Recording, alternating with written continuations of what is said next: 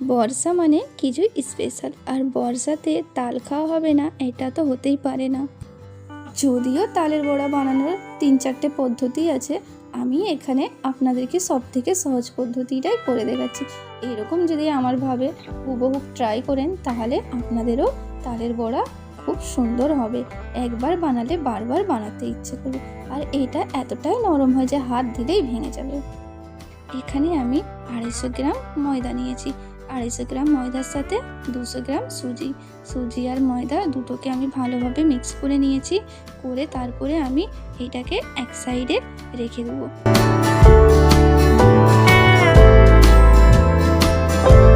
এখানে আমি 5টে তালের পাল্প বার করে নিয়েছি। এইটা 5টে তালের আছে, আপনারা চাইলে 2-3টে যেটা হোক নিতে পারেন, কিন্তু বেশি হলে একটু ভালো হয়, যাতে তালটা বেশি হলে আর বড়াটাও খেতে খুব সুন্দর অ্যান্ড সেন্ট আরও বেশি হয়।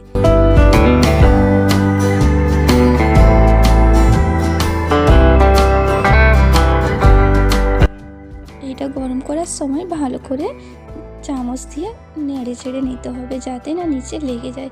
তারপর আমি এখানে 1 কাপ কুচিয়ে নারকেল রেখেছিলাম, সেইটা আমি এখানে অ্যাড করে দিয়েছি। 1 কাপ নারকেল দিয়েছি, আপনারা চাইলে কম বেশি দিতে পারেন। আর এখানে আমি 1 চামচ কালো জিরেটা দিলে একটা সেন্ট আর খাওয়ার সময় মুখে লাগলে খুব সুন্দর ফ্লেভার বেরিয়ে আসে।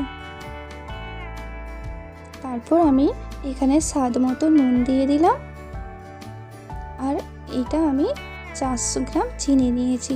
যেহেতু আমার ময়দা আছে 250 গ্রাম, সুজি আছে 200 গ্রাম, তার জন্য আমি 400 গ্রাম চিনি নিয়েছি। আপনারা এটা কম বেশি নিতে পারেন যে যতটা মিষ্টি খেতে চায়। তারপর আমি 3টে তেজপাতা ভালো করে ছোট ছোট করে টুকরো করে এতে দিয়ে সব কিছু একসাথে মিক্স করে নিচ্ছি। চিনিটা মেল্ট হওয়ার পর্যন্ত আমি এটা ভালো করে মিশিয়ে নেব। সব কিছু একসাথে মিশানো হয়ে গেছে। তারপরে এখানে আমি সেই যে শুকনো উপকরণ রেখেছিলাম এইটা আমি হাফ করে দিয়ে দেবো, তলায় না লেগে যায় এইটা অবশ্যই এই সময় ধ্যান রাখবে। আর গ্যাসের ফ্লেমটা রাখবে একদম লো টু মিডিয়াম। আর আমি এই শুকনো উপকরণ দিয়ে দিচ্ছি। সব কিছু আমি এখানে মিক্স করে নিচ্ছি।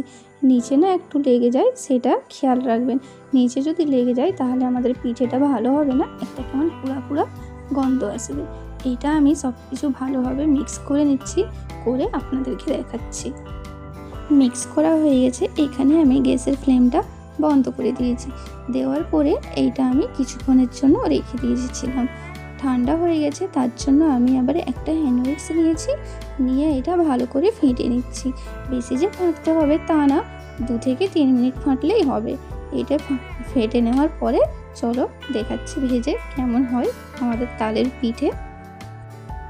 আপনারা সেম এরকমভাবে ট্রাই করবেন, আর একবার বানালে বারবার বানাতে ইচ্ছে করবে। আর কেমন হয় আমাকে কমেন্ট করে নিশ্চয়ই জানাবেন। আমি বড়াটা ছাঁকার জন্য গ্যাসে কড়াই বসিয়ে দিয়েছি, দিয়ে তেল ভালো করে গরম করে নিয়েছি। এবার আমি এরকমভাবে একটু একটু করে ছেড়ে দিচ্ছি। আপনারা চাইলে ছোট চামচ নিয়েও ছাড়তে পারেন, যেমনভাবে হোক সেটা আপনাদের ইচ্ছে। করে নিলে হয়ে যাবে আমাদের তালের বড়া। আর দেখতে পাচ্ছেন এখন থেকে কেমন ফুলে ফুলে ডবল হয়ে যাচ্ছে। এইরকম একইভাবে আমি সব বড়া ছেঁকে নেব। আপনারা সেম এইরকমভাবে ট্রাই করবেন, করে দেখবেন তালের বড়া খেতেও কত সুন্দর হয়, শক্তও হবে না। একবার বানিয়ে নিলে 2 থেকে 3 দিন এরকমইভাবে নরম থাকবে। আর যত বাসি হবে অত খেতে আরও দ্বিগুণ লাগবে। আমার এই ভিডিওটা দেখে যদি আপনাদের ভালো লাগে তো অবশ্যই শেয়ার, কমেন্ট, লাইক করতে ভুলবেন না। আর আমি আপনাদের কমেন্টের অপেক্ষায় থাকবো। আপনারা এটা বানাবেন বাড়িতে, আর কেমন হয় আমাকে অবশ্যই জানাতে ভুলবেন না। তো চলো আজকের জন্য টাটা। আর হ্যাঁ, আপনারা কী রেসিপি দেখতে চান আমাকে কমেন্ট করে অবশ্যই জানাবেন, আর আপনাদের নাম আমি আমার ভিডিওতেও নেব।